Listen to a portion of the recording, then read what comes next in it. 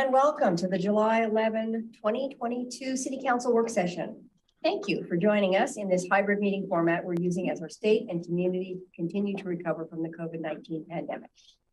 For work sessions like this one, where there is no opportunity for public comment, those wishing to access the meeting can do so by watching the live stream available on our website, the broadcast on Comcast Channel 21, or by calling into one of the phone numbers listed for this meeting on the public webcast and meeting materials web page. And with that, thank you so much for joining us. I now call the work session to order, and we'll turn it over to the city manager. Yeah, it feels like we just passed the 4th of July, like it just happened last night, and here we are. And the purpose of that was really to get ahead of this conversation that several of you wanted to have and that we had a work session pull about. So I'm joined by Interim Chief Scott Cochran, who's going to just walk through a little bit of the data. And I mentioned the 4th of July piece just because we were so close, it was hard to have all that material in your packet, given it was just 4 minutes ago. Good evening, members. Thank you. Tonight we're here to talk about sale and use of personal fireworks. I had the opportunity to watch your council meeting on the 21st of June of last year and was able to see the good discussion that you had on there. I don't know how much actually I can contribute to the discussion you had on that, because I think you guys covered everything very well. So I thought I'd hit on a few of the high points. But the ordinance that was put in place at that time is actually set to expire at the end of this year. So the objective tonight was to get in front of you again to give you the opportunity to determine what we want to do going into 2023. I'll talk a little bit about what happened this 4th of July. I wasn't here, I haven't been here for any of the other 4th of Julys in the past, but I could see from my driving around and what was happening that there is quite an illegal fireworks campaign that was going on out in particularly the north and the west side of town. So there is still a lot of illegal fireworks. However, some of the statistics that we have are not too bad. I think that the ban that you put in place, actually some of the statistics I have show that there was some improvement, and I'll give you some numbers on that. We have a fireworks app that people can report through the app when they're seeing illegal firework activity. And it kind of identifies specifically the location in which they're at. So I have some heat maps that really kind of show that. It shows a real reduction, particularly around the south area where your ban is, but really across the entire city, there's quite a reduction in the number of notifications to the fireworks app. In the July of 2021, there was 161 reports of illegal fireworks, and in 2022, there was only 72 reports of illegal fireworks. So that is about 50% or less, or more than 50% of a reduction in fireworks. Between the 2nd and the 5th, we had one structure fire in the city of Eugene. It was actually on the courtroom boundary area there in Santa Clara. It was actually a improperly disposed legal firework. It was put in a trash can, pushed up against the house, started the trash can on fire, kind of got up into the garage and so on. We had 2 brush fires. One was a illegal firework that was determined. One was likely a firework, but it was undetermined. And I'm remiss here because I brought my assistant fire marshal, Merrill Harrison, with me, and my executive assistant, Kelsey Hunter. Kelsey runs our public relations, and she's put out all of the notifications on this in advance, the public education and the notifications on the applications, and she's tracked all of the information. So she has all the additional data and statistics they both do on anything that we can go further. So with that, I can either leave it to questions, or we can talk about what some of the options that we have that are available to you moving forward. I'm looking to help if you want to hear some of the options moving forward first, but we can proceed with that. So the options that we've identified are on the 2nd page of the AIS that we provided. So option 1 we've identified is extend the prohibition on sales and fireworks as outlined in Ordinance 2653 for a specific number of years, or to make it permanent. The second would be to prohibit the sale or use of consumer fireworks within the city limits effective January 1st, 2023. So that would be all consumer fireworks. Or number 3 would be allow Ordinance 2653 to expire at the end of 2022. So that's what we would ask for direction on, if we can help you with that. Okay, thank you, Emily. Thank you for that succinct presentation. I adore fireworks. And I think it's time to prohibit the sale and use within the city. They don't stay just in those 2 days. They're all over the place. They're very loud where I live. And I can imagine that it could be very frightening. Like I say, I really love them, but I think it's time with our fire danger, our climate change, and the well-being of our vets and animals. Thank you. Thank you, Claire. Thank you. Yeah, I want to second what Emily was saying. I couldn't support just a extension of the ordinance in certain parts of the city. I think it's really past time, in fact, for us to do a citywide prohibition on sale and use. This is due to the noise, the incredible disruption, as well as the fire risk. And, you know, I understand that if we take that action, it's going to take time for the whole city, you know, everyone to kind of figure that out, right? And there'll be people who continue, you know, they'll go to Springfield and buy their fireworks and use them. So there'll need to be an educational component around, you know, our enforcement of this. But over time, people will come to accept that we just don't do that here in Eugene. And more Oregon cities are adopting full bans. So I don't think we're getting out ahead. Ashland's had a ban for several years now. I believe Ben just adopted one. I don't know if it's permanent. And I've shared many times, my council colleagues will be bored of hearing me say it again. You know, when I was growing up, when I was about nine, I grew up in Southern California, we had a really serious brush fire, wildfire that was started by the use of fireworks. My house came close to burning down only because the wind shifted. Did I not have to evacuate? And our city council, which, you know, I grew up in a very conservative place. They banned fireworks, like, boop, nope, no more. They did sponsor a municipal fireworks display. So we had a place to go to watch that, but that was just it. Everyone was like, yeah, we don't need that risk here. So, and I want us to try to move on this as quickly as possible, because we do know there are nonprofits that sell fireworks to raise money for their work. And there are people who are in business, and we need to give them, you know, the certainty of this, so they're not planning for something that they then don't get to do. So I'll probably take a second round, but I'll wait for others. Okay, thank you. Jennifer and then Randy. Thank you. So thank you so much for coming here. So I guess my question is, I want to do the right thing. I completely am on board that illegal fireworks are illegal for a very good reason, and they're bad for many reasons. The noise, the danger to the community, the effect it has on people and animals. I totally get that. My question for you is, like, explain to me, are the smaller ones that are currently available that you could buy and do in your driveway, are those equally dangerous? Or is this just like a reaction to the illegal ones still being prevalently used in our community? It's a combination. So if people were specifically only using those, then they're moderate, they're less dangerous, right? They don't fly. That's really what the big difference is. People don't use them correctly. People throw them, people do things with them that are, you know, dispose of them in their garbage can, you know, improperly, those sort of things. It's the combination. Is generally we see, I spent over 19 years on an illegal fireworks task force, going around and just doing illegal fireworks task force.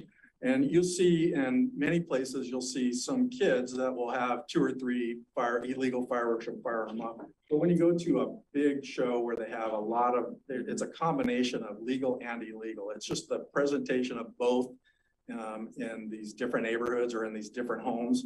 One generally is where both are. And so the illegal ones are certainly the ones that fly. The The safe and sane type ones are okay if they're being used properly, but they're frequently not, and there's a combination of factors that are occurring. So would you say your recommendation is that a citywide ban is in the best interest? This would be the third city I've been a participant in that's doing a citywide ban, and it certainly is the best interest of the city. The resourcing that we have to use for the fireworks of legal or illegal on fire and police resources are enormous. I think in a couple of years, like what was said is that the people get used to the fact and they wake up in the morning and they didn't have the illegal fireworks occurring all night long, and it's a better, safer environment for them to be in. Okay, thank you. Hey, Randy, then Matt. Thank you. Excuse me. Thank you, Mayor. Thank you, Chief, for maintaining the fine tradition of the fire department with a succinct presentation. I personally favor a ban for a number of reasons. I have seen fires started with legal fireworks. Sometimes people will try to wire them together, which makes them illegal. Certainly the illegal fireworks are the most dangerous, but it's not without risk with the legal fireworks either. The other thing a total ban does, right now there's confusion when people call in. Is it legal? Is it illegal? Sometimes police have shown up and they don't even know. And so this just cleans that whole thing up. If you're hearing noise, if you're seeing light, something is happening that happen.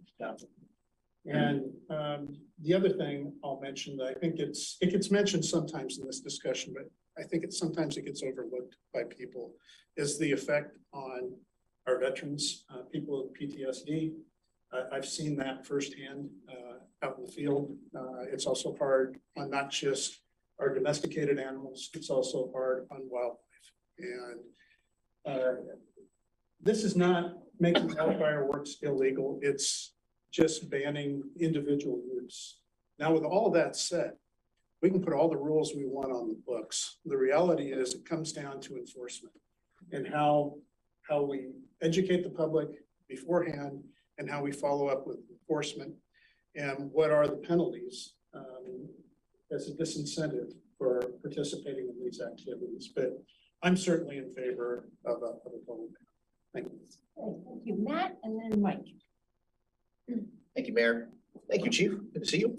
And I appreciate the sentiment and the succinct presentation as well. And I concur with my colleagues. And I would hope that our council president would pick up what we're putting down in float option number 3, that will prohibit the use and sale of all consumer fireworks and schedule a public hearing in the fall. And that doesn't leave out the opportunity for fireworks at an M's game or a professional demonstration at Autzen Stadium. Does it, Chief? That's correct. The numbers of reports from 2021 and 2022, respectively, 161 and 72, do those come just from the app, or do those also include the non-emergency EPD line? All we were able to achieve at this point was from the app. Okay, there are a good number of folks who had issues with the app, whether it's user error. They informed me that they were unable to physically go and take a picture, neighbor to neighbor. It creates a little area to do so.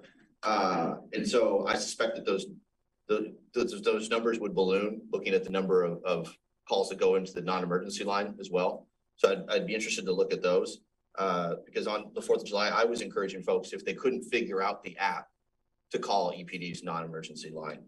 I want to say how welcome it was, not just from my vantage point, but from neighbors and residents in the South Hills to not see a sale on 30th and Hilliard this year. And yet still there was a spike of activity that kept my senior Great Dane up well into the night, well past 2 in the morning, and all the dogs in our neighborhood howling at the multitude of fireworks that were going off, clearly against the ordinance. So while I hear you that it's depressed because since we put the ordinance in place, nevertheless, not everyone is adhering to council ordinance or to city ordinance. So as Councilor Grove said, in addition to the extreme fire risk, I too am concerned about PTSD issues for our veterans, for our seniors, for our community of folks who might have a variety of cognitive challenges. It's been impressed upon me that even bees and pollinators get disoriented and can't figure out their way back to a hive. I think that Councilor Semple, you when you kicked off this conversation, you put it ever so brilliantly when you said you love fireworks and it's time to ban them citywide. I concur, and I stand in strong support of option 3 of our possible council motions. Thank you. Thank you. Mike and then Alan. Thank you, Mayor. In a surprising turn of events, I will most likely be a no vote, I suspect, on this. I wonder if the chief or perhaps Randy can remember a time in the city of Eugene where fireworks that explode or fly through the air were not illegal. Anybody? My recollection is it's been a lot of decades that those have been illegal, right? Chief, anyone? I can't hear, so. I would imagine that they've been illegal for quite a long time. And yet that's the thing that, and I share the concerns my colleagues mentioned, the negative effects, but those negative effects are from illegal fireworks that are already illegal and that we don't intend to enforce differently. So I don't imagine I understand yet what will actually change by us doing this other than we'll feel good, I guess.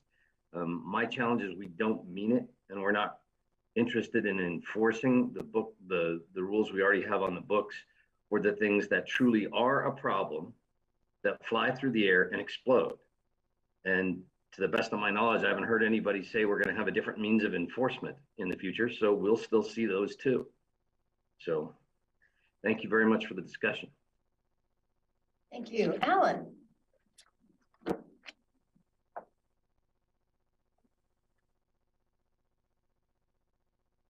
Thank you, Mayor. Traveling back, I just got to my house, traveling back from appointment. So I'm in my car temporarily, but I did hear the whole presentation and I concur with the majority of my colleagues. I was one of the few counselors that actually to ban them before or expressed interest in doing that anyway. And so I am too in favor of that, of an outright ban, in part because of the fire danger, which I think is only going to get worse with climate change. And so that's one, and just the fire danger without climate change is bad enough.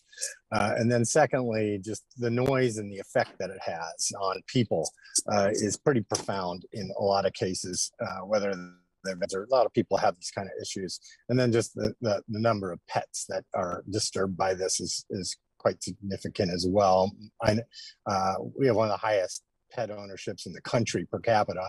And I know my dog, Sophie, has learned to, over the years, hate fireworks and cowers in the corner whenever a boom goes off. So I totally agree with what Mike said, that it's the illegal stuff that is doing that.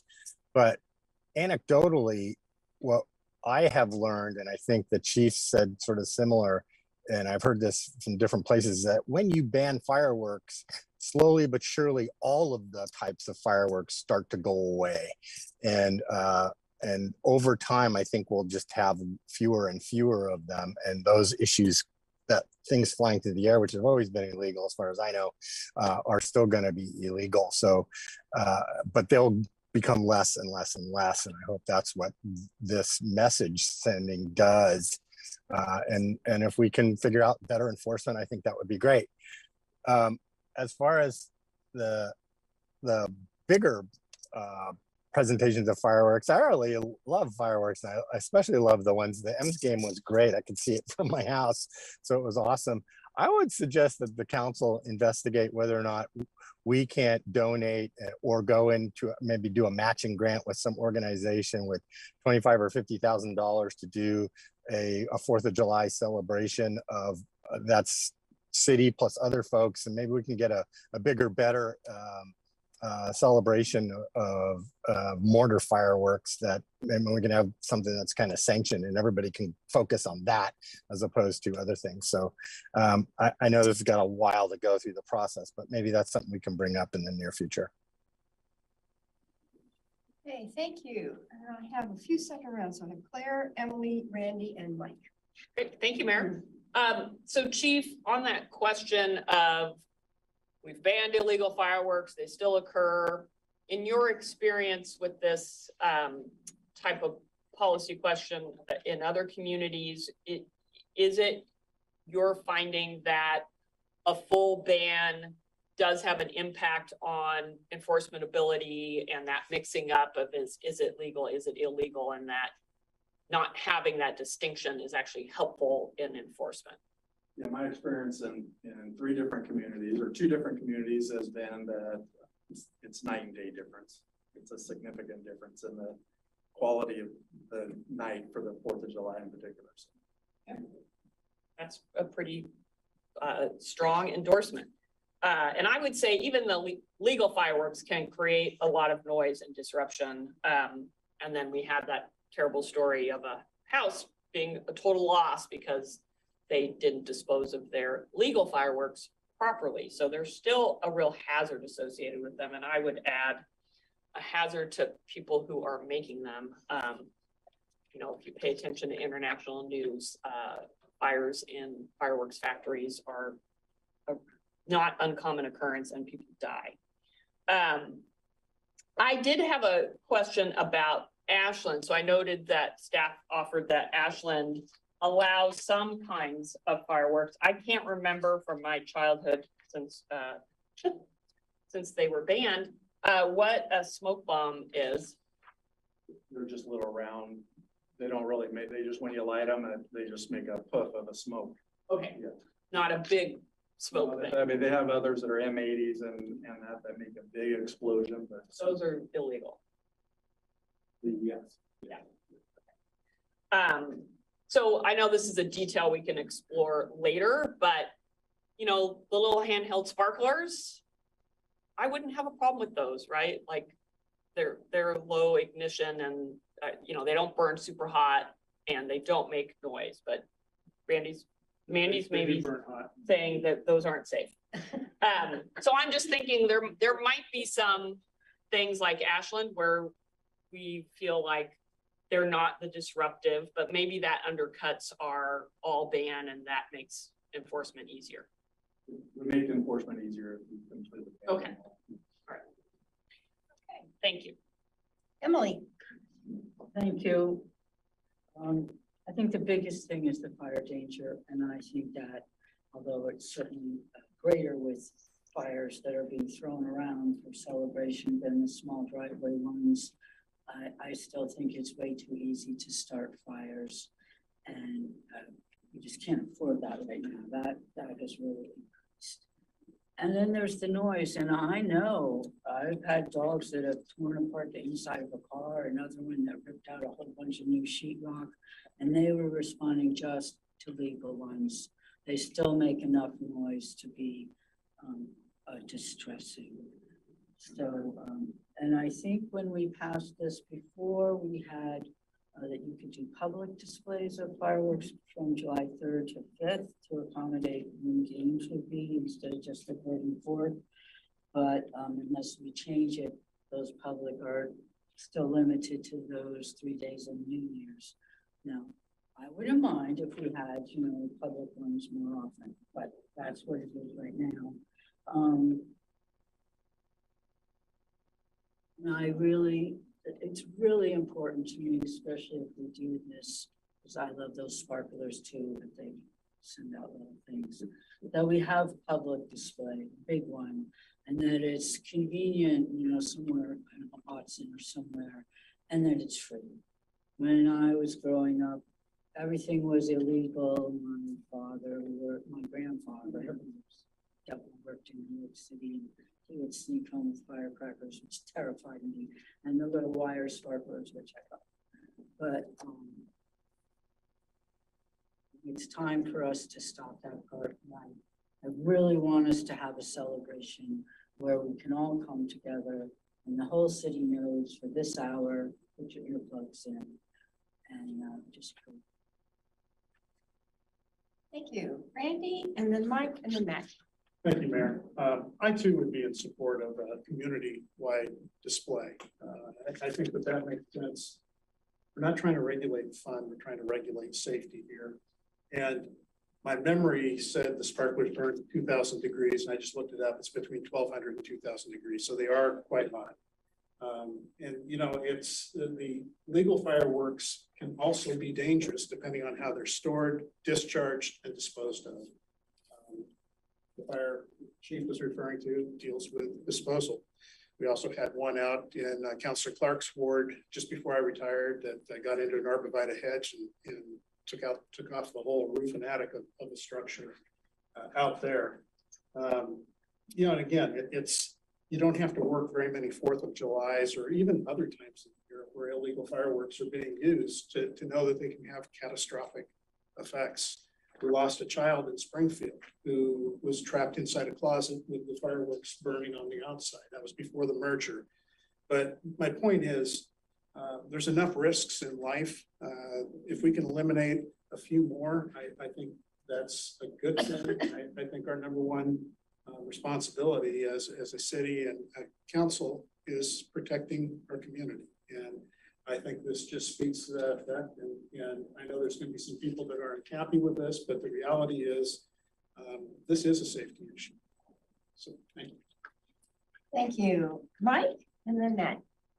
Thank you, Mayor. Although I may not join my colleagues in voting in favor of this, I certainly agree with what several have said, starting with Alan, about having a more well-supported community event. When I was considerably younger, as a member of the Active 2030 Club, I worked for about 10 years in a row building the mortar tube, you know, burying mortar tubes and creating the display that we did at the park. That's how I first actually met Councillor Groves, was changing the event from the fairgrounds to Alton Baker one year, and we planned so that we didn't take out tree canopy in the process. I think that there's been a conversation for a long time amongst folks who have done the 4th of July fireworks displays for several years, that it may be possible, and maybe the chief here and Randy could be better able to advise on this. But from the top of Skinner Butte Park, everyone can see it. I know it requires at least a 600-foot drop zone. And I don't know about the wisdom of that space, but I sure think that would be the ideal space if we could make it safe enough. So it costs considerably less than what Alan suggested there, and I thought that was a moderate number that we could do out of council contingency. But the displays that went on for 20 minutes, half an hour we used to do were several years ago would cost, $12,000 to $13,000. So 20 would create a beautiful display that we could do from there. And I'm sure there are several nonprofits who'd like to be involved. I'd be happy to work on that if the community supports it. Oh, thank you. Matt, and then Alan. Yeah, I'd be interested in looking at the funding for a community event rather than coming out of like a contingency bucket. Perhaps there's a significant fine associated with the use of fireworks that hopefully will be banned citywide. So when it comes time to bring that back to us with a hearing, I'd love to get the input from our manager and our city attorney and our law enforcement leaders about what level of or how we go from the education component to an enforcement component if folks just simply aren't going to adhere to city code or city ordinance. I want to just note this for the record because I found this a fascinating stat in the AIS, Mayor. Since 2012, fireworks have been reported to have caused 11 fires in the banned area south of 18th and east of Agate. Is that correct, Chief?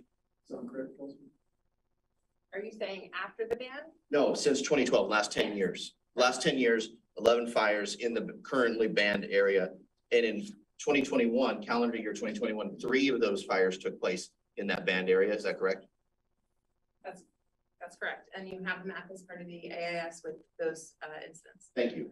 So I don't know if a community-wide fireworks show is the right message to send if we're banning the sale and use of fireworks as a municipality. 22 years into the 21st century, we have access to technology, and just up the hill, Lane Community College has a robust drone program.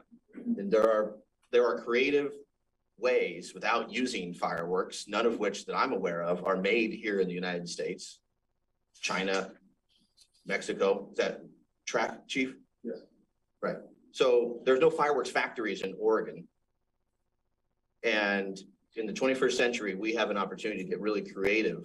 Should there be a community event, I would like us to look into and lean into technology and how we could fly that up the flagpole that still allows us to celebrate Independence Day with great revelry, but also does so in a way that doesn't put our communities at risk, but trigger pets trauma, trigger PTSD, et cetera.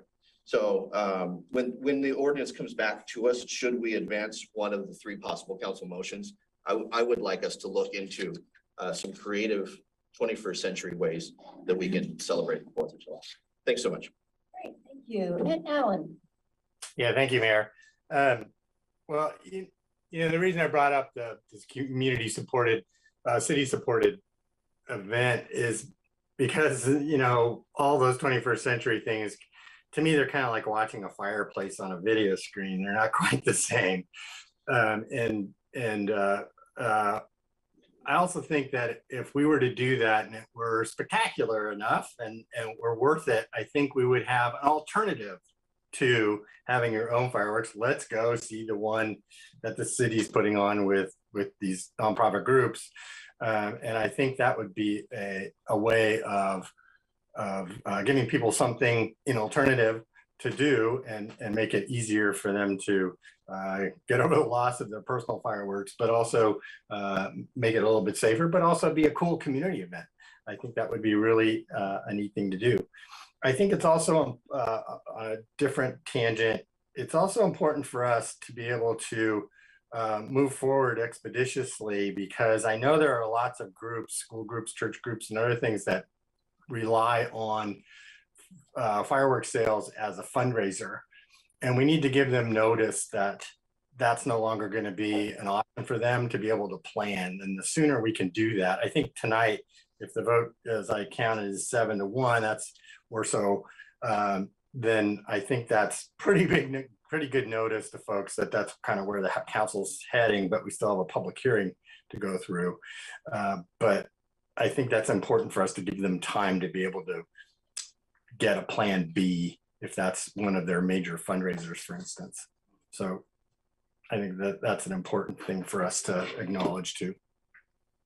Okay, thank you. And I have two councilors needing a third round, Emily and then Claire. Thank you. Just one question for the brand fireworks or whatever display. If we're including nonprofits, that implies to me it's a fundraiser for nonprofits, which implies to me there's an admission charge. If I'm not correct, I'd love to know it, but it's really important to me that anybody can come see our celebration and that you shouldn't have to pay. So we need sponsors. You have a comment on that, Chief? Not on that. I just wanted to give you the statistic. Kelsey was able to pull those up. I'm sorry to get you in the middle of this, but in 2020, the police call, this is on the police call, so sorry about that. 2020, 116 calls, 21, 128, and 2022 is 131 calls. Sorry about that. Claire. Thank you. Yeah, I didn't want to like abuse my council president role and say something when you called on me to make a motion. So I think these details of a potential municipal display can, we can have a follow-up work session on it. I'm in favor of that. I do like the idea of Skinner's Butte as a launching pad, although we probably would want to check with the folks at Yapuya Terrace first. And I think to Councilor Simple's concern, if we do that right, people will be able to see it without having to be right at the location, right? A properly done display. And, I think it could, if we go down that road, it could be built into our budget over time. It could start with council contingency, right? And I wouldn't be opposed to, you know, what Councilor Keating's bringing up, to move towards a celebration that didn't involve actually lighting things on fire, right? But I think I agree with what Alan was saying, that, you know, for these next few years, if we're asking people like, we don't think fireworks should be done in neighborhoods, like we're past that, but we're gonna offer this alternative, you know, properly executed, supervised, professional fireworks displays are pretty darn safe.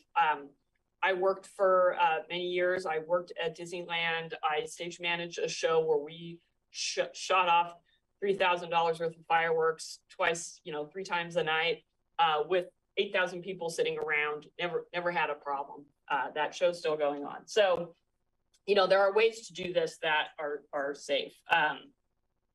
So I just wanted to add my 2 cents to that conversation. Thank you all. Anybody need one more comment? Are we all good? It's a great conversation. I don't want to thank Councilor Syrette for inventing fireworks displays at Disneyland. That was awesome.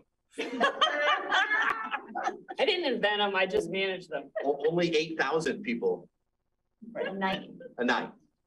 Okay. A show. Well, thank you all for your comments on this. Thank you very much. Chief, I really much appreciate that you are able to come to us with experience from other communities and how that trajectory, that culture shift happens, and the benefit of enforcement. So that was very valuable information. I think as we're thinking about how long this takes to make that transition where everyone sort of gets a handle on the fact that they can't do this in the neighborhoods. And I love the idea of a city celebration. So thank you all. And with that, we can put more on the table. Move to direct the city manager to prepare an ordinance prohibiting the use and sale of all consumer fireworks citywide and schedule a public hearing on the ordinance in the fall. Second. All in favor, please raise your hands. 1, 2, 3, 4, 5, 6, 7. Opposed? 1, and that passes 7-1. Thank you all very much. Thank you very much, Chief. Appreciate it. Never thought we took that much. No, yeah, it was terrific. No, the pilot worked. Probably. One's on the ground, one's in the air. Drones fall out of the sky too. Didn't get big. Okay, we're all in place, so we'll just turn it over to Benny Road. Go on then. Sorry, so looking forward to this conversation, I wanted to just give a little bit of context because the city is periodically approached by individuals that have an interest in property that we own. Sometimes it's vacant property in the downtown, like parking lots. Sometimes it's parkland. It varies. And several years ago, I think in 2017, there have been a number of those. And so council put into place through motion a process that said, hey, if somebody comes to the city manager with an idea, you know, our job is really to determine, does it have merit? If it does, and we can determine that there's enough there, we bring it to council for a work session for you to talk about whether it's something you want to proceed with, and then it goes from there. So this is really that. We were approached by the University of Oregon about some property we own, Alton Baker Park, and Denny's going to walk through that, but I wanted to talk about just a little bit of some similarity. One of the things that I think is really interesting about this is that in the same way that the Emeralds are looking for a home at the Lane County Fairgrounds just before they started their master planning process, we're having a similar thing. So in 2023, we're actually scheduled to have a master planning process of Alton Baker Park. So this is coming in before that. But it's interesting. We've worked through a lot of details to determine it is something that we think is, you know, worthy of your conversation and to have a discussion about. And so we're looking forward to your conversation to see where this might go. I'll just have you walk through the things. Thank you, Sarah. Because the proposed Autzen Complex expansion project occurs really west of Autzen Stadium, I want to just get everyone kind of oriented as to what the conditions are over there, because we're going to be talking about several things in that area that this project might impact. So we know most of these landmarks, but there's the Metrosky Center, which is the current indoor practice facility. There's two existing practice fields that are west of the Machowski Center, west of Autzen Stadium. There is the Science Center. This is the white building there that sits in Altmaker Park. It's actually a city-owned building that's part of the park. There's the city-owned parking lot property that's kind of by the Science Center. Generally, it's the Altmaker Park / Science Center parking lot as we refer to it. But it's used to support the park. It's used to support the Science Center, used to support Cuthbert for events, and also used to support the U of O on game day. We all know the Cuthbert Amphitheater. There's the bridge that crosses the Canoe Canal right by the southern entrance of Autzen Stadium. There's the city-owned gravel parking area. It's there on the right. It's highly used. It's used by people who are visiting the dog park, the Canoe Canal, visitors at Altmaker Park, but it's basically an unimproved gravel lot at this point. And then there's Leo Harris Parkway, which is really the dividing line between Altmaker Park property and the university's property. So as Sarah mentioned, we were approached by the university. This is an expansion project that would include a new indoor practice facility, and there are really three major components to their project as they proposed it. The first is a new indoor practice facility. It's proposed to be 170,000 square foot new indoor facility that would be used primarily for football. It's not really a replacement facility for the Machowski Center. It'd be a second indoor facility. And it would really free up the football facility would free up the Machowski Center for other sports to be able to use that indoor facility. And right now, mostly the Machowski Center is used by football. They're also proposing two new outdoor practice fields, and those are basically needed because they're proposing to build a new indoor facility where the two existing outdoor facilities sit. And then realign Leo Harris Parkway to make room for this new outdoor facility and for the two new outdoor practice fields as well. The university has indicated that this entire project would be privately funded. The new indoor facility actually would sit on U of O home property, but the two practice fields, they would be required to, or interested in acquiring some city-owned land, parkland, in order to accommodate the two practice facilities to the south of the new indoor facility. And they also would be required to, advance real quick. This is the depiction of what the rendering of what the facility would look like. You can see the giant O there in the background, O-shaped building in the background, and the two practice fields in the foreground, and then the realignment of Leo Harris Parkway there as well in this image. I'll talk a little bit more detail about some of the details, but I just was going to show you the renderings really quick. This is another rendering of the proposed new indoor practice facility. As you can see in the U of O tradition, it's a really modern, kind of innovative facility that really takes advantage of their branding. A big part of their branding has been to be innovative and have cutting edge facilities. So this is a big part of their efforts to continue to grow those facilities. I mentioned that the project as proposed would require acquisition of city-owned land. And this diagram basically generally depicts what they've proposed to us. The primary pieces of property they would be required to make this work would be the Alton Baker Park Science Center parking lot, which is identified as number 3 there on this diagram. Generally that area. The parking lot has 230 spaces. It was actually owned by the university in the 70s. It was transferred to Lane County in 1982, and then the county transferred that parking lot area to the city in 1990. They'd also be required to acquire that section of Leo Harris Parkway that is identified there as number 2 in the diagram. And there are a couple of small slivers, which is 1 and 4 in the diagram that they also may need to acquire to make the street alignment work. The total park land area that would be needed, or they would need to acquire, is approximately 4 acres. And that's all Maker Park property. And I would note that this initial concept of rerouting the Leo Harris Parkway is basically along the south edge of the existing parking lot. So it's proposed to be within the footprint of the existing parking lot area. So in exchange for city property, the UVOs proposed a land swap that would include approximately 8 acres along the south bank of the Willamette River. There are 3 parcels associated with that UVO property, and they're outlined in red there on the map. And it's basically upriver from the new downtown riverfront park. It's immediately adjacent to the MGP site that we recently acquired from eWeb. It's assumed that this would be replacement land for the park, since most of the property UVO is proposing to acquire from us as part of the park. We haven't done all the research yet needed to determine whether or not the formal state parks exchange process would be required, because we have used state grant funds in that Maker Park in the past.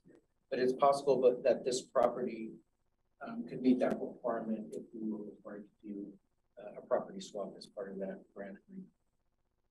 I'd also note that this property is within the university's North Campus conditional use permit, which basically protects about 200 feet of property off the riverbank. You can see the green line there in the upper diagram, and the blue line is the 200 feet kind of setback from the river, which protects that area of the property. When UVO approached us with this concept, we immediately pointed out the need for them to mitigate some of the impacts of the project, and beyond just the loss of parkland, such as the loss of the Maker Park parking lot, impacts to Cuthbert, which is mostly parking, impacts to the Science Center, et cetera. So starting with the potential parking mitigations that they have proposed, UVO's indicated that they could include replacement parking as part of their project. They proposed an array of parking to replace the 230 parking spaces that are in that Science Center Maker parking lot. I'll just step through the different areas here that are in red.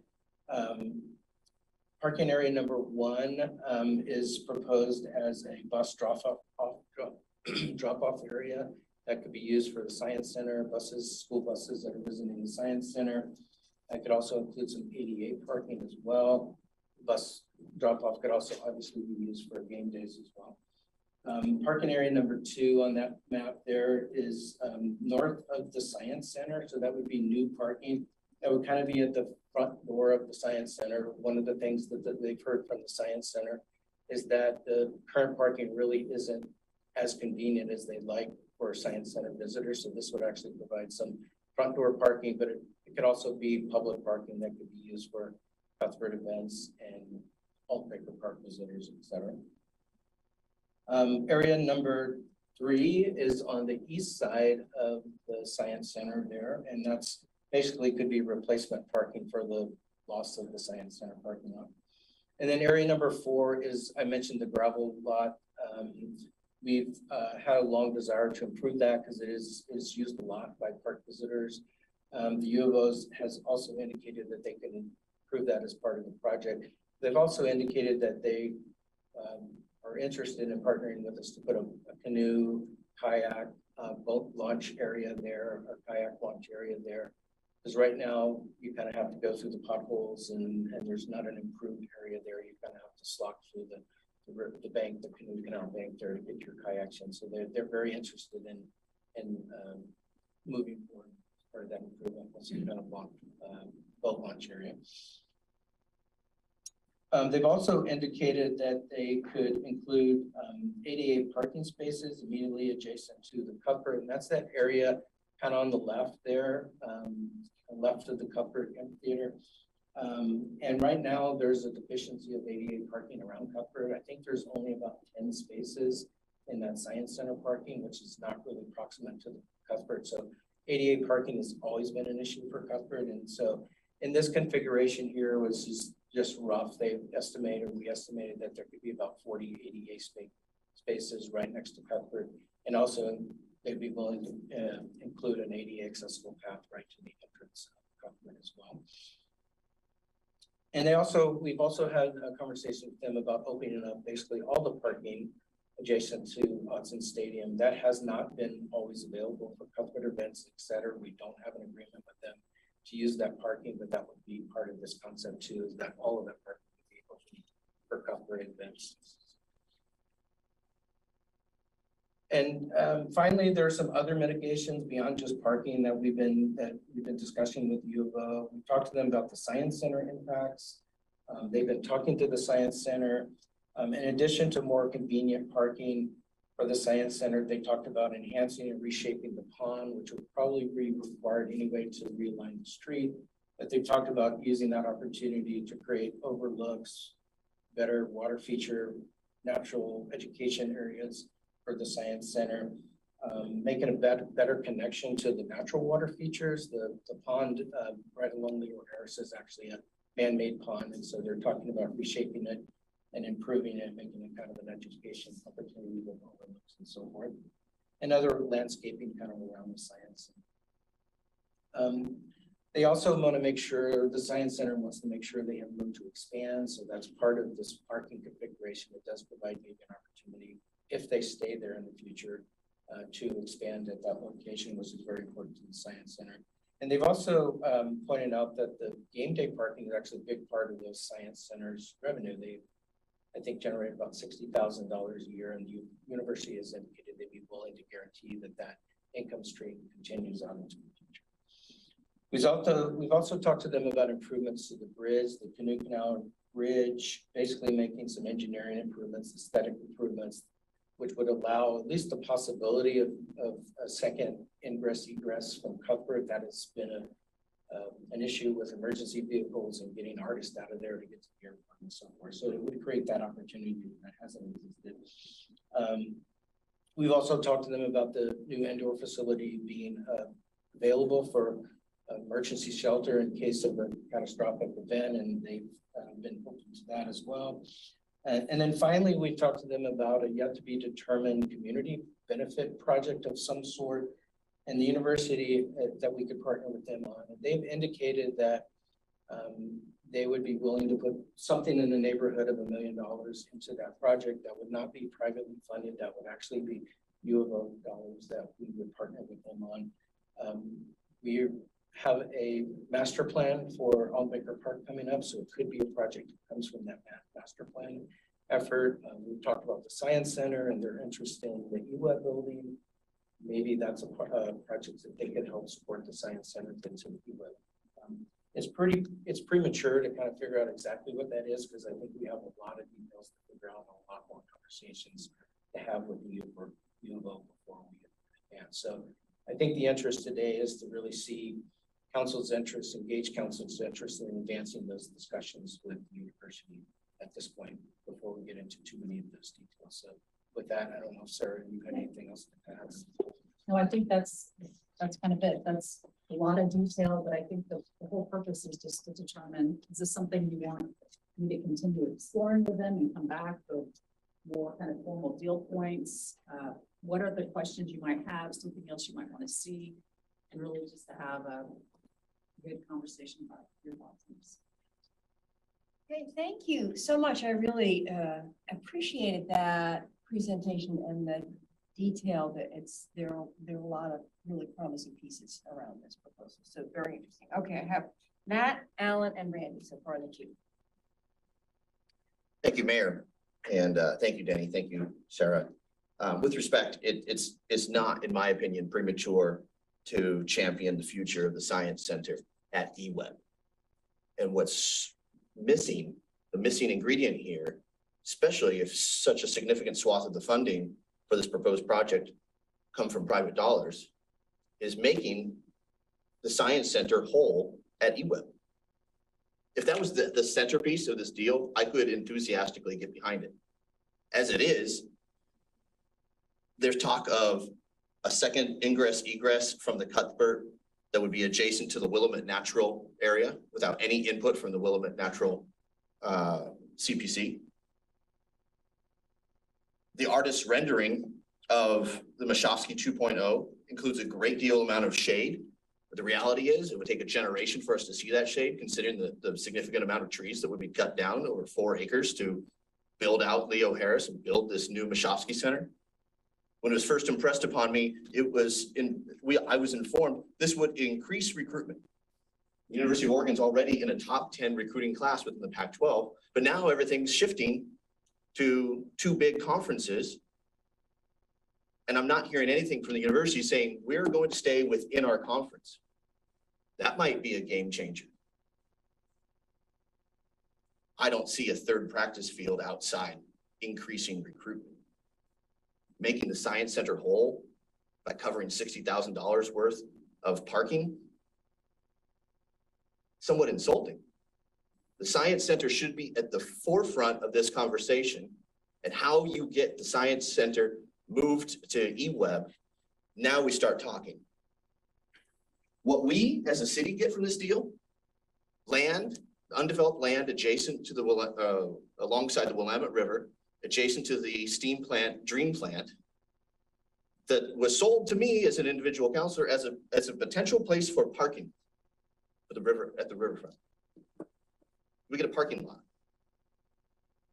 in exchange for disrupting, it might be human-made pond at the Science Center, but it's already being utilized as an education piece. It's already if there's no safety element, there's nothing wrong with Leo Harris Parkway.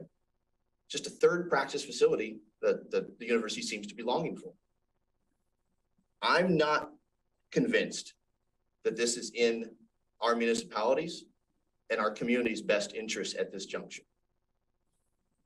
I'll hold there, Mayor, and I may have more comments as this conversation develops. Thank you. Okay, thank you. Alan and then Randy. Thank you, Mayor. Yeah, I lament the facilities war that's going on in college football. And I think that's unfortunate, but it's the nature of where we're heading with all of that. My concerns really were with parking for the Cuthbert and the Science Center. And with the proposal here, actually the amount of parking for both the Cuthbert and the Science Center would increase. Might be a little further away, some of it would actually be closer, but that alleviates that concern for me. I think that the addition of the improvements for the ADA lot, because I was concerned about ADA parking that was available in the existing parking lot, I think this will actually be better. It'll be shorter distance to the Cuthbert with the new ADA lot that the U of O is putting in. I think that the stormwater improvements that they'll put in place also will be a benefit. And then the other thing I was concerned about was the Science Center and their accessibility and also their fundraising, because they do get a lot of fundraising from tailgating on game days and parking. And I think the proposal adequately handles that. My understanding is the Science Center, Danny, maybe you could add something to this, that the Science Center actually has checked off on this plan and is comfortable with it. Is that correct? The university has been they've had several conversations with the Science Center, and I think the parking improvements and the kind of natural area improvements are considered favorable by the Science Center. I mean, what the Science Center really wants to do is expand. So they either want to expand here, or I think we know they're very interested in the eWeb building as well. So their big vision and their sights are really set on making sure they have the ability to expand in the future, because they don't really see the current footprint being a sustainable model. So they want to expand, they want to get bigger. And so they could either do it here or somewhere else. And so having both of those opportunities preserved. And that expansion is it's an expensive proposition. It's a major real estate acquisition. It's lots of improvements. It's a big undertaking. So I think the university is talk to them about how they could help, how they can give them access to their donor base and all those kinds of things. So, but it's a big project and it's a multi-year effort to try to get them moved to a bigger, better school. Yeah, and even just the expansion where they are and improving that, this actually gets them towards that. But I look at the eWeb purchase as a long shot. I think that would be the dog that caught the car.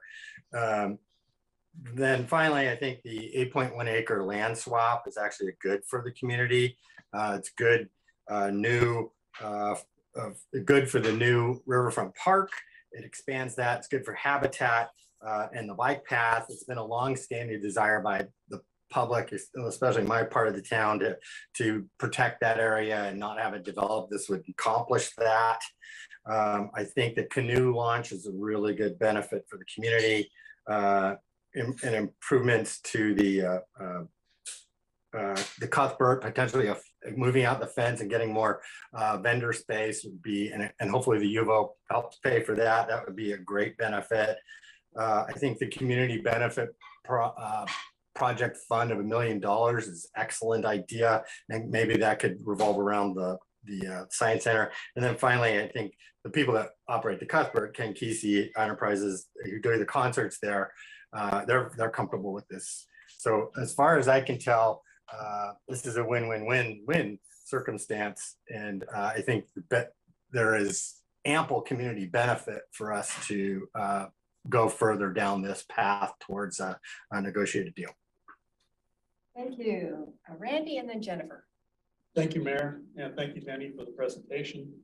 The way I'm looking at this is just kind of the first early phases and our opportunity to give the city manager feedback on what we would like to see in deal points.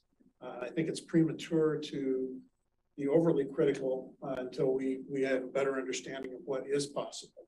One piece I didn't hear mentioned that I heard mentioned in an earlier meeting I was in, that there's talk of moving the fence line around the Cuthbert back further, giving more access, I believe, for food trucks in there, which would be part of this as well. So there's some smaller pieces that ripen this deal from my perspective. The other thing I want to say, we don't really know where the Pac-12 is going. We know that there are big changes in what is happening in sports. We can't control the commercialism in college sports. It does make me sad that it's getting to the level that it is, but the reality is that's the way life is moving right now. At the same time, I consider the University of Oregon a very important partner to us. They are definitely a source of wealth, bringing wealth into our economy through hotels, restaurants, activities that go on in our community. They really kind of help keep us on the map, especially as they're working towards higher levels of academic achievement and education. To me, the U of O is one of those partners the community is very lucky to have. And so I personally, not at the expense of the city, but as much as we can, try to support them as I would like them to continue supporting us. It's a symbiotic relationship that I think we all benefit by having them here. So those are just some initial thoughts and comments. I had a lot more I was going to say, but I think Councilor Zelenka did a very good job of hitting point by point some of the things I was seeing in this that I do like, and that I do think they are improving that whole area. And then the opportunity to gain more riverfront space, connecting our riverfront park down into the U of O, which then connects back to the city, downtown area, which then connects to Fifth Street, which connects back to the riverfront. I mean, there's a lot going on here that really helps benefit this community. And I'm actually kind of excited about this. Thank you. Thank you, Jennifer, and then Emily. Thank you. So I have a lot of thoughts, and it's hard right in the moment. It's not really how I work. So I'm gonna try to work through these. This is much better than what the first conversation I had with U of O, their offer was. I will say this is, someone has been more thoughtful about the effects that this would have on our community. And I do appreciate what has been brought forward and to us today. I'm not sure it gets at some of my basic questions about, is this their only option? Or is this just the easiest option they came up with? Because while I agree with Randy, I wouldn't be in this town if it hadn't been for the University of Oregon. They're a very important part of our community. Once you give up public land, it's gone forever. You know, a parking lot needs to be maintained, or maybe you don't always want that to be a parking lot. Maybe you want to use it for something else someday. So I think we have to be extremely thoughtful about giving up public land, or swapping. I guess in this case, we're swapping for land somewhere else. Just because of the trust people have put into us to manage this land and keep it for future generations. So that would be my one question is this the only option they looked at, or are there other options? And I guess basically when you come right down to it, I don't understand the how important is this, I guess is the question I'm asking, right? Like how vital to their ability to operate, to function their football team or their sports in general, I guess, is this project that might make it worth us losing this parkland forever, right? There's my other points. I guess that's all I have for now. I'm gonna let other people go and continue to think about it. Do you have a thought on that? Yeah. I mean, I think, you know, when they first approached us, we asked a lot of these same questions, like why not here? Why not here? Did you look here? Did you look here? And they gave us a lot of reasons for that. I think I'd be most comfortable with them supplying that because it feels really awkward to advocate on their behalf about why one of these places wouldn't work. Because I've had some of the same questions. So I think we can follow up and have them put together some. Would staff be able to look at those and verify, yeah, that seems right, kind of, okay, great. Okay, great. I think, Mike, I skipped over you, so I'll, Mike and then Emily. Thank you, Mayor, very much. I appreciate that. I have to say, for the second time tonight, Alan hit all the points that I thought were important. I think that, and as did Randy, it absolutely comes down as a net benefit. I do want to say for the record, I didn't wear the duck shirt on purpose tonight. Just happened to be the thing in the closet that came out. So I'm just saying, yeah, I'm a proud duck, but you know, that was an accident. I want to especially agree too with what Alan said about the dog catching the car. I think that's accurate. And Randy, I agree with you and have for a long time. This whole area down there is getting very exciting. And if only we had a city hall to put right in the middle of it. Thank you. Okay, thank you. Emily and then Claire. Thank you. Thank you for the presentation. I think this is a very intriguing project. I don't really have a problem with it if the U of O and private donors want football to be even grander. Who does it hurt? You know, what's it taking away from the population here? Because this money isn't going to be given for another project we might have chosen. But it's actually going to upgrade the area. The road will be new. And I think there's been a lot of consideration to make it favorable for us to look at parking, to look at the canoe canal and being able to park for the dog park and the BMX bikes. So, you know, the city is going to be growing as we're seeing, and so is the university in this part. I think a sports area isn't all that incompatible with the center of town. It's we need this, it's near the highway. But what I like the best is the land swap. Not that I want to give up any part land, but this works into their desire. And I would really like to keep the riverbanks belonging to the city. And right now that riverbank does not belong to the city. So I think it's actually a pretty cool opportunity both for the residents of the city and obviously for the football teams. But I see other benefits besides just more and more glory for our fabulous Ducks. Thank you. And Claire? So I have a lot of ambivalence about this, I'll say, but let me ask a couple of questions. On this scoped out proposal, how close would the Leo Harris Parkway be moved to that canoe canal? Just in terms of feet, do you have a sense? It basically follows the southern edge of the current parking, so it doesn't take any more unimproved, at least in what they propose so far. But where there's asphalt now. It basically tracks along the back of the parking lot. And if you go to the parking lot, there's actually quite a bit of drivable area on that backside for two cars to be able to pass. So it follows that. So there is a little sliver kind of around the human-made pond that is some natural area that they might have to clip in order to make the alignment work, but it's a pretty small piece. And then there's grass. So it probably not any closer than the parking lot is now. And then have our staff been speaking with the Science Center directly, or are we just getting information through the U of O about what they do want and not want? We have been part of conversations with the Science Center individually, along with the university. We've had some conversations because they're a tenant, obviously, of ours in the park, and so we've tried to pay attention to their needs as well. We've also talked to them at least preliminarily about their interest in the UFO and what that might take and those kinds of discussions as well. So we're active with them on both. Okay, great, thank you.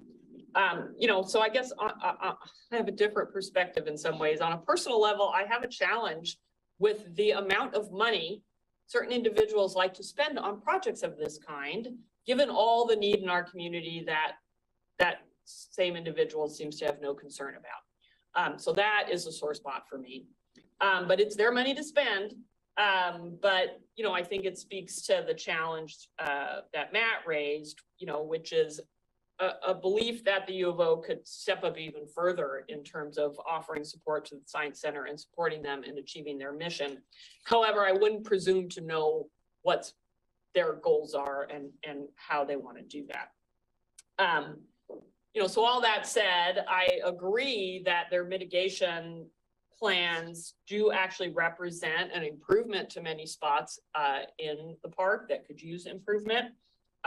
When I met with Matt Roberts, I told him it was good that our meeting got delayed because he had a much better proposal than I would have seen, months earlier. So providing more access for the Science Center, providing more ADA opportunities at Cuthbert, that gravel parking lot that you spoke about for the dog park. I've used it a lot to go to the dog park. Lots of people use it. It is awful. It is awful. And definitely could use service, and putting a boat, a canoe launch there, I think is a great idea. And I recognize it's awkward with the master plan, but I think people are going to want a canoe launch there, even going through the master plan process. So I don't think that's a problem, but I would want to secure an agreement, a memorandum of understanding that says the indoor space is available to us in case of an emergency that would require a safe indoor space. In that same meeting, Matt Roberts was saying, if there's wildfire smoke, the football team can still practice. And I'm thinking, well, gosh, maybe our residents could go there and get relief too, though I didn't say that to him at the time. As far as the land swap, I would want that to be parkland and maybe a little bit of parking, but not the full reason for that. I think really let's enhance the natural area there. Those are my thoughts. Okay, thank you. And Alan, did you need a second round? Yes, please. Go for it. Oh, thank you, Mayor. One is that I didn't mean to be so trite about the Science Center. All the power to them if they can raise the money and figure out how to by the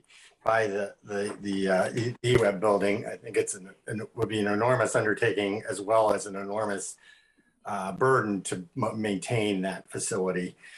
It's not a new facility. It's almost 50 years old. The second one is, regardless of what we think about the facilities war that's going on in college football, and I already commented on my lamenting that going on. This facility is actually pretty cool. Yeah, it's a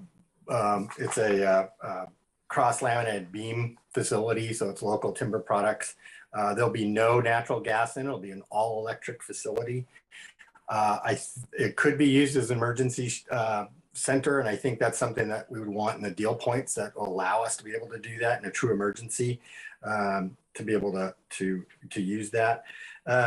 I too don't like giving away parkland, but I don't see this as giving away any parkland actually. The part that we'd be giving away is a parking lot. It's asphalt, and all the area south of that current parking lot, which would be also south of the new realigned Leo Harris Parkway, would remain parkland. So all that stays the same, but we do get 8 more acres of parkland on the other side of the river. So that's, a 2-to-1, 4-to-8, 8-to-4, 2-to-1 parkland swap in terms of acres. But if you think of the parking lot as not really parking land, it's just a net increase of 8 acres of parkland that I think we would be getting. So we'd have a dramatic net increase in parkland that we'd get. We'd also get in terms of amenities for parks, the canoe launch. We get stormwater improvements, which is important to me, in the parking lots at the Cuthbert. We'd also get the pond improvements for the pond that the Science Center has, which would be better habitat as well. But also I think it would be cool that the Science Center's thinking they'd have better access to it as a teaching facility as well. So, that all that enhancement for the Science Center, I think, is actually a good thing. So in terms of parks, this is a net big win for the community. Despite all the stuff about football facilities war. So that's how I look at this project at this point. Okay, thank you. Jennifer and then Randy. Yeah, thank you. So on Alan's point, I would love it if everyone walked or biked to parks, but unfortunately in our community, many people have to drive to get to our large neighborhood parks, which requires us to have parking lots at those neighborhood parks. So parking lots on parkland is a necessity that is very important to many people in our community to be able to enjoy those amenities in our community. So it's not giving away nothing. We are in fact giving away something that is used on a daily basis. Although I don't think that is the one reason to reject this plan, but I don't want to discount it as if we're not actually giving anything up, because that's not accurate. So I did think of some more stuff. So I'd love to hear from parks about how this will affect their, I'm adding this parkland on the other side of the river. I'm assuming it's not something they had planned into their maintenance and their budget. And it'd be nice to hear like what their plans would be for that and how that might affect, what they do. It looks like most of it is undevelopable anyway. Like the university couldn't build like a thing there. So neither will we be able to, except for that little chunk. So it's intended, I assume that means to be natural as a buffer, right? So it would continue to be a buffer, but I assume it will not be, it will still cost us money or maintenance. So it'd just be nice to know the effects of all these changes for the Parks Department as well. And Claire brought up an excellent point that if they're like, yeah, you can use this facility during an emergency, that needs to be clear who gets to determine it it's an emergency, and like, should we have one and they're like, oh, well, we don't really think that's an emergency, that would be very upsetting to me, and I think all of us, right? So that needs to be very clearly stated. Is there going to be some point where, obviously people can come to our public forum at any time, but is there going to be some kind of formal public hearing on this or something? How does that work? That's partly up to you. And Okay. if you want to build that into the process, that's sort of part of that whole real estate transaction process is for you to determine you're interested in even having a conversation about this. If you want me to come back, you could also, you know, you could have a public hearing on this specifically. It's not in the code anywhere, but you have every ability to do that. And so we would be looking in that direction too, especially as we come back. I guess I'm not 100, you know, this may be a communication staff question. I would want to make sure the community is aware that's happening. You know, whether that's a public hearing or whether that's something else that would be more effective to get the word out. I just don't want it to be a surprise that one day, you know, you drive, the streets closed and there's like all this stuff and people are like, what's going on? Because I think that would be a very bad way for them to hear about this. Yeah, so I'm just gonna jump back into that. So for example, if you want me to continue these conversations, and again, and if you don't, that's really your call. You could add into this and bring back a public engagement plan or a community engagement or a communications plan or something along with this. Okay, so on that note, while I don't think it's perfect and I still have some concerns, I would be comfortable with you continuing to have conversations and kind of getting a more clear picture about what we could do in this, you know, field or whatever we're calling it. Okay, Randy and then Claire. Thank you, Mayor. Danny, do we know the difference in square footage between Mashofsky Center and the proposed indoor practice space? I don't, but just looking at the images, it appears to be bigger. I can tell it's gonna be bigger. I didn't know if you knew how much bigger. I don't know how, it's I know the new one is 170,000 as proposed square feet. I'm not sure what the process is, but it's 22 years old, so it's been there a while. It doesn't seem like it's been there that long. Well, the reason I'm asking that is, to me, it's more about the space that we may have access to in the case of an emergency. And personally, I'd rather not just limit it to one structure. It'd be nice if we would have other assets that in the event of a true emergency that we could work with the U of O to have access to, rather than putting our eggs in one basket. So, you know, to me, maintaining some flexibility for us and some flexibility for them may be mutually advantageous. So that's one question I had. My second question, we're talking about land swaps here. Are there any deed restrictions that we need to be concerned about as far as, I'm less concerned with the land we're giving up and more concerned with the land we would be getting. It'd be nice to know what those restrictions are before we enter into some kind of an agreement. So that'd be part of the deal points. Okay. Thank you. Okay. Claire. Thank you. So I agree with Jennifer's concern that people aren't just like blindsided and 2 years from now, you know, we're tearing up a parking lot. People are like, what? But I don't know that a public hearing needs to be on the books at this point, right? So I appreciated the city manager's suggestion, like that part of the direction is please come back to us with the plan for public engagement or just public notification. I kind of feel like, you know, for example, the Register Guard has had a person covering our meetings, and generally there's kind of a write-up of what was discussed a couple of days after a meeting, and we might see that from this meeting, and that may generate some emails that will help us have a better sense, like, are people really alarmed? Are they excited? You know, so I think it's a little unclear how much we need to engage in terms of, do we need to go all the way to a public hearing? I'm wondering if the city manager needs more direction from us, or maybe that's a question for the mayor to ask. But that's all. I have a couple of things. So I think I was thinking about a way to modify this motion, but I think just based on the conversation, I'll just assume that our detailed proposal needs to bring back how whatever public engagement is planned for this. The second piece around the deed restrictions is for me to have determined that this project had merit to even bring it here, started with, is the community gaining land or losing land? And if the community can't gain that land, I wouldn't have brought it here. So if there's something that's out there in the future that's some sort of a deed restriction or something that prohibits that, I think we're we're gonna have to have a deeper discussion about that, because I would struggle with that a lot, as you're saying.